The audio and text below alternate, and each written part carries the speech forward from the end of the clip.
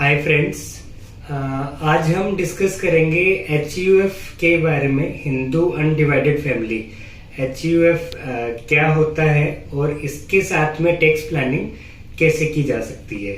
तो HUF जिसकी full form Hindu undivided family होती है, जब भी आपकी शादी होती है और आपके किड्स होते हैं, चाहे लड़का हो या लड़की हो, तो HUF का क्रिएशन ऑटोमेटिकली हिंदू लॉ के अकॉर्डिंग हो जाता है। इनकम टैक्स में यदि बात करूं तो HUF का भी आपको, जैसे आप अपने पैन के लिए अप्लाई करते हैं, वैसे ही आपको HUF के लिए पैन नंबर लेने के लिए आपको अप्लाई करना रहता है। बहुत सिंपल सा प्रोसेस है। एक फॉर्म होता है, फॉर्म भरना होता है और एक दो साथ में अटैचमेंट उसके साथ में फाइल होते हैं और HUF का आप पैन नंबर ले सकते हैं। अब HUF के साथ में टैक्स प्लानिंग कैसे की जा सकती है, इसको समझते हैं। देखिए, जो भी चीज आप in the capacity of individual आप कर सकते हैं, वो सारी चीजें आप हिंदू अनडिवाइडेड फैमिली HUF की कैपेसिटी में भी कर सकते हैं। जैसे कि आपका इंडिविजुअल एक अदर से सेपरेट लीगल एंटिटी है इनकम टैक्स में, वैसे ही HUF एक अलग लीगल एंटिटी है। तो इंडिविजुअल को जो जो बेनिफिट मिलते हैं, जैसे कि इंडिविजुअल की 2.5 लाख तक की इनकम पे कोई टैक्स नहीं लगता, तो HUF की भी 2.5 लाख रुपए तक की इनकम पे कोई टैक्स नहीं लगता।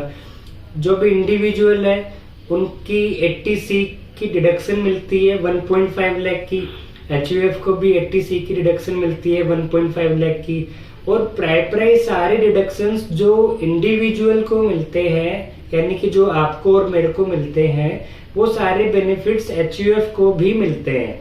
तो क्रक्स ये है कि आप आपकी HUF क्रिएट कर सकते हैं और जो भी आपके फंड्स है वो फंड आप HUF में ट्रांसफर कर सकते हैं और उनसे आप फर्दर इन्वेस्टमेंट कर सकते हैं।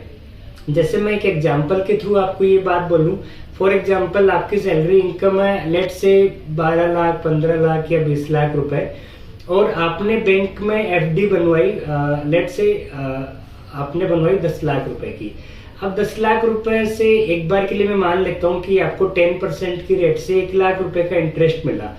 तो 1 लाख रुपए का इंटरेस्ट यदि आपको मिलेगा तो इस पे 30% की आप टैक्स स्लैब रेट में है, तो आपको 30,000 रुपए का टैक्स देना पड़ेगा। बट यही FD यदि आप HUF क्रिएट करके HUF के अंदर फंड इंट्रोड्यूस करके और वहां पे आप ये FD बनाएंगे, तो वहां पे आपकी इनकम 1 लाख रुपए ही होगी, बट आपको उस पर टैक्स नहीं देना रहेगा, क्योंकि आपको 2.5 लाख रुपए तक की बेसिक एग्जम्पशन मिलती है। 1.5 लाख का आप 80C में इन्वेस्टमेंट कर सकते हैं।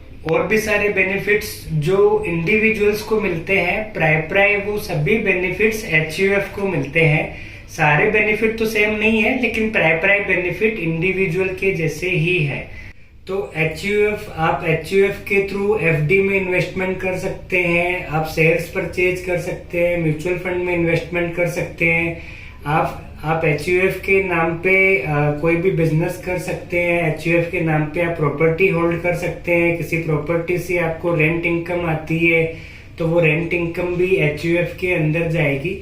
तो इन सब चीजों के कंबाइंड बेनिफिट से आप HUF के थ्रू अपनी टैक्स प्लानिंग कर सकते हैं।